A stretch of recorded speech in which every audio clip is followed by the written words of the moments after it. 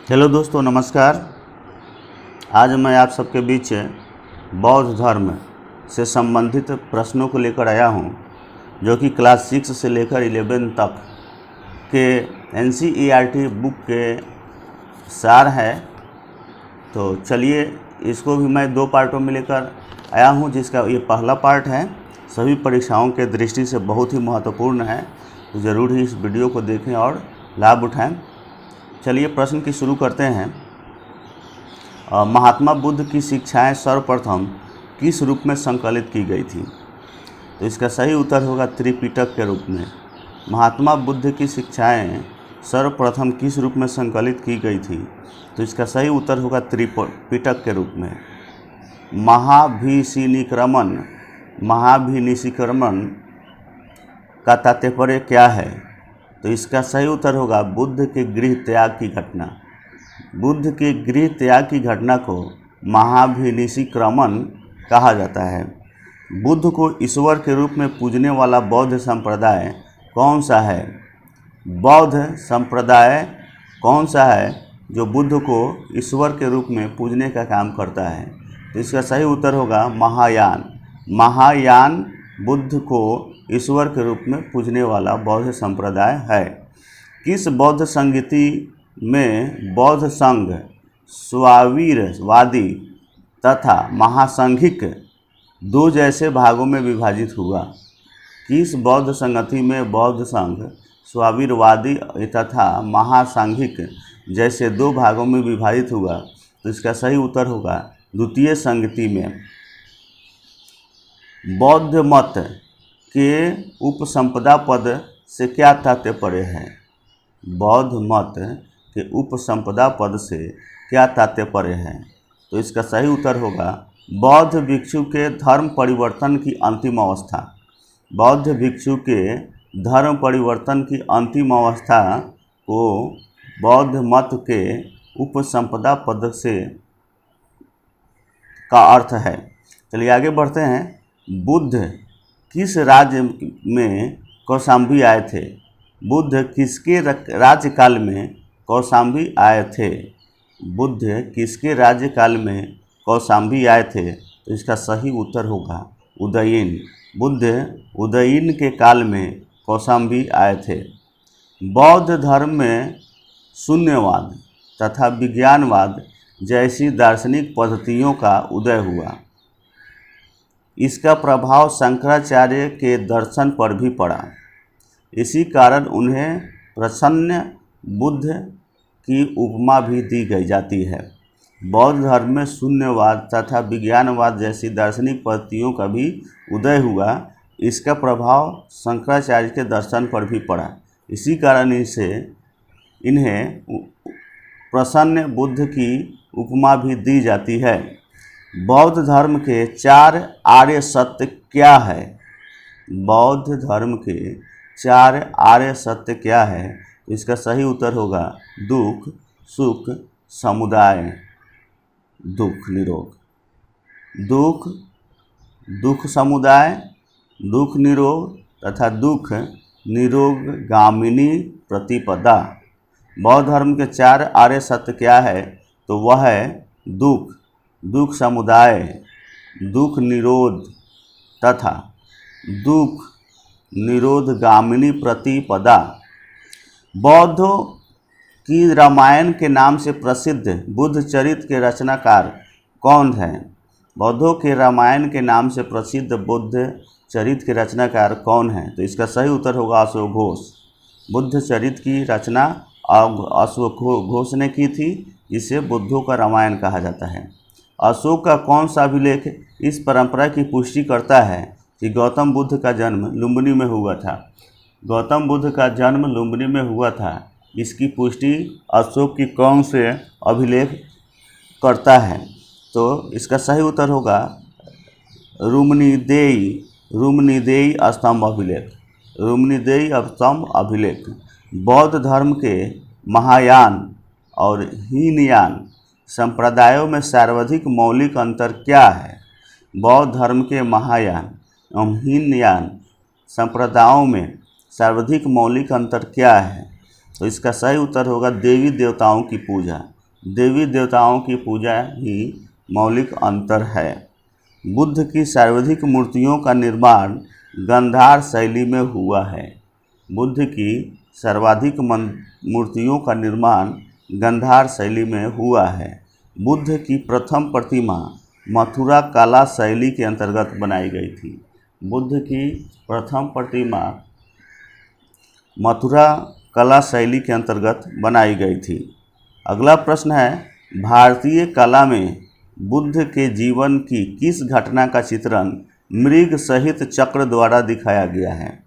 भारतीय कला में बुद्ध के जीवन की किस घटना का चित्रण मृग सहित चक्र द्वारा दिखाया गया है? तो इसका सही उत्तर होगा प्रथम उपदेश। प्रथम उपदेश को मृग सहित चक्र द्वारा दिखलाया गया है। बोधगया के महाबोधि मंदिर का संबंध गौतम बुद्ध के जीवन को किस महत्वपूर्ण घटना से है? बोधगया के महाबोधि मंदिर का संबंध गौतम बुद्ध के जीवन की किस महत्वपूर्ण घटना से है?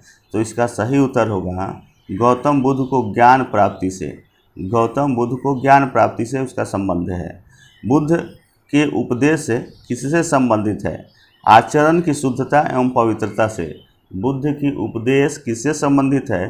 तो इसका सही उत्तर होगा आचरण की शुद्धता एवं पवित्रता से। बुद्ध की उपदेश का संबंध आचरण की शुद्धता एवं पवित्रता से है। बुद्ध के जीवन काल में ही कौन संघ प्रमुख बनना चाहता था? बुद्ध के जीवन काल में ही कौन ऐसा व्यक्ति था जो संघ प्रमुख बनना चाहता था? तो वह है देवदत्त। देवदत्त जो था उनके जीवन काल में ही संघ प्रमुख बनना चाहता था। नालंदा विश्वविद्यालय की स्थापना किस काल में हुई थी? तो इसका सही उत्तर होगा गुप्त काल। नालंदा विश्वविद्यालय की स्थापना गुप्त काल में हुई थी। भारत में मूर्ति पूजा की नींव बौद्ध धर्म ने रखी। भारत में मूर्ति पूजा की नींव बौद्ध धर्म ने रखी तथा सर्वप्रथम बुद्ध की प्रतिमाओं का पूजा किया गया। महत्वपूर्ण जानकारी है, भारत में मूर्ति पूजा की नींव बौद्ध धर्म ने रखी तथा सर्वप्रथम बुद्ध की प्रतिमाओं का पूजन किया गया। अष्टांगिक मार्ग की संकल्पना किससे संबंधित है? अष्टांगिक मार्ग की संकल्पना किससे संबंधित है? तो इसका सही उत्तर होगा धर्म चक्र प्रवर्तन से। अष्टांगिक मार्ग की संकल्पना धर्म चक्र प्रवर्तन से संबंधित है। बौद्ध संघ में भिक्षुणी के रूप में स्त्रियों के प्रवेश की अनुमति बुद्ध द्वारा कहाँ दी गई थी? तो वैशाली में। बौद्ध संघ में भिक्षुणी के रूप में स्त्रियों के प्रवेश की अनुमति बुद्ध के द्वारा कहाँ दी गई थी? वैशाली में। वैशाली में भिक्षुणी के रूप में स्त्रियों के प्रवेश की अनुमति बुद्ध द्वारा दे दी गई थी। इच्छा सब कष्टों का कारण है। इसका प्रचार करने वाला धर्म बौद्ध धर्म ही है। इच्छा सब कष्टों का कारण है, इसका प्रचार करने वाला धर्म बौद्ध धर्म ही है। चलिए, बौद्ध धर्म के जो संस्थापक है महात्मा बुद्ध, उनके जीवन पर कुछ प्रकाश डाल लेते हैं। इनका जन्म हुआ था 563 ईसा पूर्व में।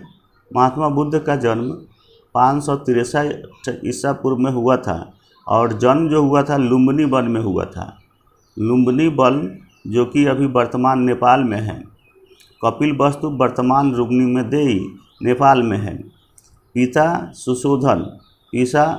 सुशोधन था जो कि शाक्यों के राज्य कपिलवस्तु के शासक थे। शाक्यों के राज्य कपिलवस्तु के शासक थे। माता महामाया देवी थी जो कुलीय गणराज्य की थी।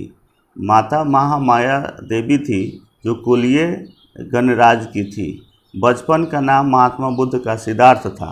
बचपन का नाम महात्मा बुद्ध का सिद्धार्थ था। गोत्र गौतम था। पालन पोषण भी माता प्रजापति गौतमी की थी। चूँकि सिद्धार्थ के जन्म के बाद ही उनकी माँ की मृत्यु हो गई थी, तो इनका पालन पोषण प्रजापति गौतमी की थी जो कि मौसी थी। पत्नी यशोधरा कुलीय गणराज्य की राजकुमारी थी। पत्नी यशोधरा कुलीय गणराज्य की राजकुमारी थी। इनका एक पुत्र था जिसका नाम था राहुल। गौतम बुद्ध के पुत्र का नाम राहुल था। गौतम बुद्ध के सारथी का नाम चन्ना था। गौतम बुद्ध के सारथी का नाम चन्ना था। और वहीं बात करें कि गौतम बुद्ध के घोड़ा का नाम क्या था, तो कंथक था। गौतम बुद्ध के घोड़ा का नाम कंथक था। इनको ज्ञान की प्राप्ति गया, जो कि बोध गया बिहार अब है, गया के निरंजना नदी के तट पर हुआ था। इन्हें ज्ञान की प्राप्ति गया निरंजना नदी के तट पर हुआ था। इन्होंने प्रथम उपदेश जो कि सारनाथ में दिया था, उसे ऋषि पतन भी कहते हैं। तो इन्होंने प्रथम अपना उपदेश सारनाथ में ऋषि पतन में दिया था। शिष्य थे इनके आनंद एवं व उपाली। आनंद एवं उपाली इनके जो शिष्य थे गौतम बुद्ध के आनंद एवं उपाली थे। चक्रदा प्रचार का स्थल था शाक्य, काशी, मगध, अंग, मल्ल, वजी, कुशल राज्य। जीवन का अंत 483 ईसा पूर्व की आयु में, ईसा पूर्व में 80 वर्ष की आयु में इनकी मृत्यु हो गई थी। दिन था वैशाख पूर्णिमा, स्थान कुशीनगर, उत्तर प्रदेश। इनके जीवन के अंत अर्थात मृत्यु को महापरिनिर्वाण के नाम से जाना जाता है। सम्राट अशोक ने अपने पुत्र महेंद्र और पुत्री संघमित्रा को बौद्ध धर्म के प्रचार प्रसार के लिए श्रीलंका भेजा था। तो आज के वीडियो में दोस्तों इतना ही। अगर आप मेरे चैनल पर नए हैं तो मेरे चैनल को ज़रूर सब्सक्राइब करें। ऐसे वीडियो आपको मिलते ही रहेंगे और भी बहुत सारी जानकारियाँ उपलब्ध होंगी। साथ ही अगर पेज फेसबुक पर उपलब्ध हो और फेसबुक पेज पर हो तो उसको फॉलो ज़रूर करें। बहुत बहुत धन्यवाद।